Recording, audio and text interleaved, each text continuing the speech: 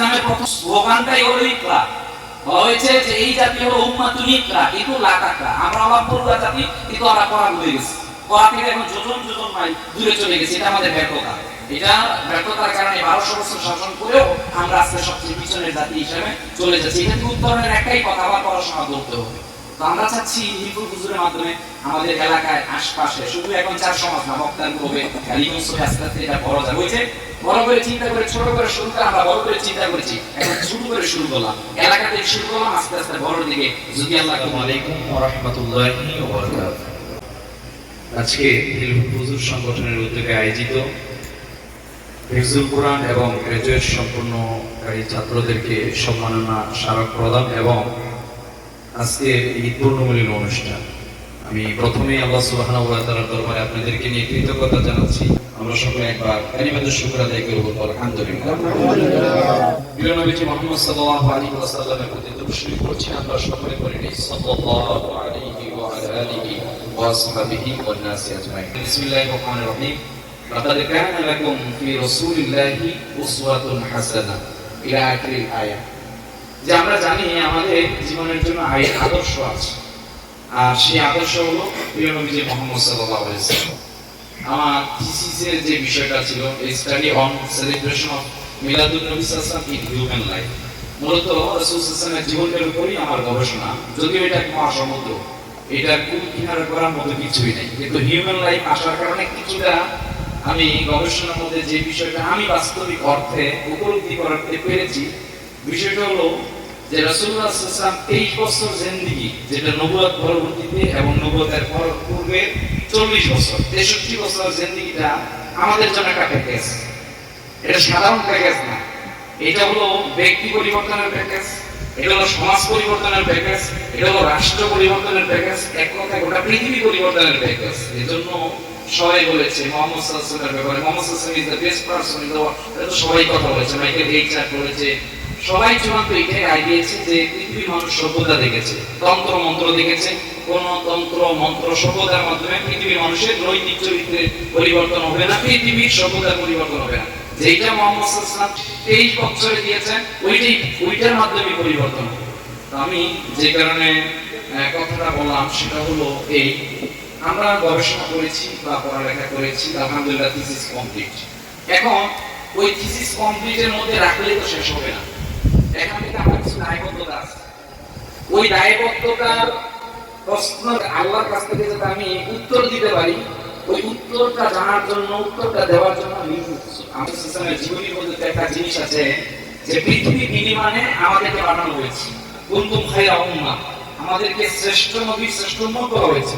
তো শ্রেষ্ঠ নবীর শ্রেষ্ঠ উম্মতের কাছে এটা না শুধু নিজের চিন্তা করা, শ্রেষ্ঠ নবীর শ্রেষ্ঠ উম্মতের কাছে হলো উম্মাহ কেন্দ্রিক চিন্তা, মানে ব্যক্তিটা দিনের জন্য নিবেদিত হবে।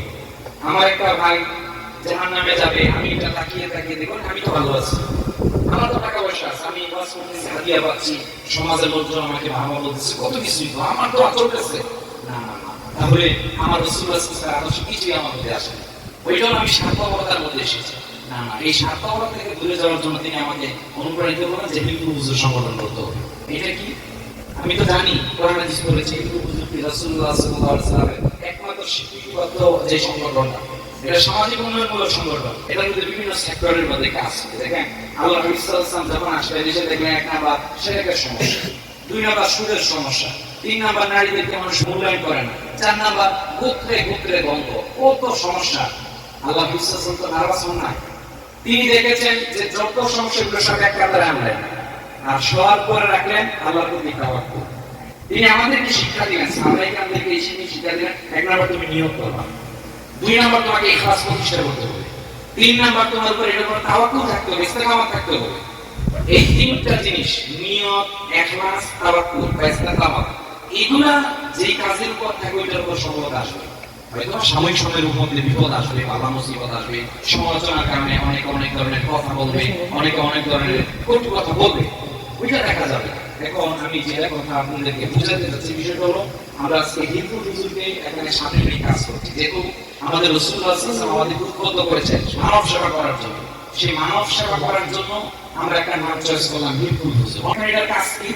এটার কাজ হলো মানুষের কল্যাণে কাজ করা। আমরা অনেকগুলো কল্যাণমূলক কাজ করেছি, ওগুলোর দিকে আমি যাচ্ছি না। আমাদের কাজ অনেক বেশি, যে তুমি বড় করে চিন্তা করবা, ছোট করে শুরু করবা। কাজটা অনেক বড় করে চিন্তা করতে হবে। Mission, we have a lot of mission and vision that we will have to fulfill. আমার একটা মিশন থাকবে, একটা ভিশন থাকবে।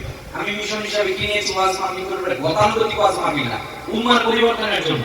আমার ওয়াজের মাধ্যমে যাতে আমি একটা যুবককে সৎ পথে আনতে পারি, আমার ওয়াজ মাহফিলের মাধ্যমে যে একটা নামাজি আনতে পারি, একটা মাদকতার সাথে যে যুক্ত থাকে সেটা অন্ততকে বুঝিয়ে মাদকতা থেকে ছাড়তে পারি। কিন্তু একটা আমার মিশন, একটা মিশন থাকবে, ভবিষ্যৎ পরিকল্পনা, যে আমাকে আল্লাহ যতটুকুই হায়াত দিয়েছে, ওই হায়াতের জিন্দেগির মধ্যে শেষ পর্যায়ে আমি একটা কাজ করবো। যেমন আমার মিশনের একটা কাজ হলো মাদ্রাসা প্রতিষ্ঠা করা। আমরা দেখছেন জায়গা নিয়েছি, এটা অনেকে বলে যে শুরু করো না, না শুরু করলেই হবে না, এটার অনেক কাজ আছে। এটা আমার মিশনের মধ্যে বলবে একটা মাদ্রাসা হবে, এই মাদ্রাসার মধ্যে চিকিৎসালয় হবে, এখান থেকে সামাজিক উন্নয়নমূলক কাজ হবে, এখান থেকে আমি এমন একটা জিনিস তৈরি করে দিয়ে যাবো আমরা সব করে, কিন্তু এখান থেকে সলভ করে যাবো।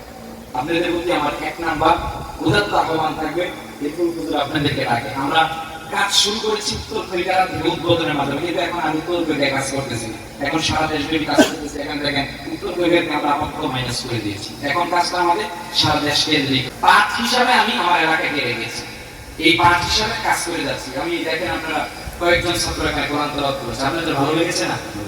আপনি কিন্তু জানতেন না যে আপনার এলাকার মধ্যে এত সুন্দর সুন্দর রত্ন আছে, অনেকেই জানতেন না, কিন্তু দেখেন আজকে পরিচিত হলেন, আপনার এলাকায় এত সুন্দর সুন্দর রত্ন আছে। আমরা চিন্তা করলাম আমাদের পাঠ হিসাবে আমরা এদের উদ্বুদ্ধ করি, কারণ ইসলামের প্রথম স্লোগানটাই হলো ইকরা। বলা হয়েছে যে এই জাতি হলো উম্মাতুন ইকরা, কিন্তু লা তাকরা। আমরা আলাপ পড়ুয়া জাতি, কিন্তু আমরা পড়া ভুলে গেছি, পড়া থেকে এখন যোজন যোজন মাইল দূরে চলে গেছি। এটা আমাদের ব্যর্থতা, এটা ব্যর্থতার কারণে 1200 বছর শাসন করেও আমরা আজকে সবচেয়ে পিছনের জাতি হিসেবে চলে যাচ্ছি। এটা থেকে উত্তরণের একটাই কথা, আবার পড়াশোনা করতে হবে।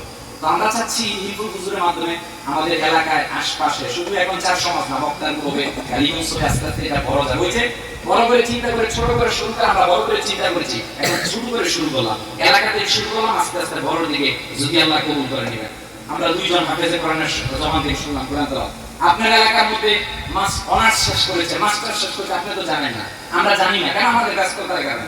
আমরা তো অন্তত পক্ষে আজকে হিফুল হুজুরের দেওয়ার মতো তো কিছু না, পুরস্কার তো মূল বিষয় না, কিন্তু আমরা তাদের সাথে তো একটা পরিচিত হতে পারছি। আমার এলাকায় একটা অনার্স শিক্ষিত ছেলে আছে, একটা মাস্টার শিক্ষিত ছাত্র আছে, তাদেরকে আমরা উদ্বুদ্ধ করছি তোমরা আগাও, পরবর্তী প্রজন্ম আরো আগে এগিয়ে যাক। এই জন্য আমাদের এই ধারাবাহিকতা আমরা ইনশাআল্লাহ প্রতি বছর করব। আপনারা আমাদের সাথে থাকবেন, আলহামদুলিল্লাহ আমার জন্য দোয়া করবেন।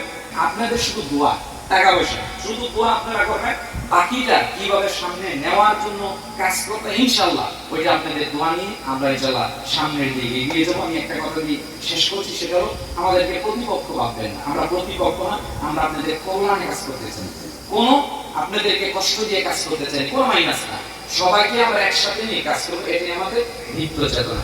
সম্মানিত আমাদের আলোচক আছে, আমরা সংক্ষিপ্ত কথা বলবেন, এরপর আমরা আজান হলে ইনশাআল্লাহ আমাদের পুরস্কার বিতরণ করবো, আমাদের ইমাম হুজুর আসলামের দোয়া করবেন, এরপর আমরা আপনাদের জন্য ছোট্ট আকারেই আমাদের পক্ষ থেকে একটু খাবার করার ব্যবস্থা আছে, এরপর আমরা সেখানে শেষ করবো। আমি আমার জন্য দোয়া চাই, আপনাদের জন্য তো আমি দোয়া করি, প্রত্যেকেই উত্তর সফলতা কামনা করছি। ওয়া আখিরু দাওয়ানা আলহামদুলিল্লাহি রাব্বিল আলামিন। আসসালামু আলাইকুম।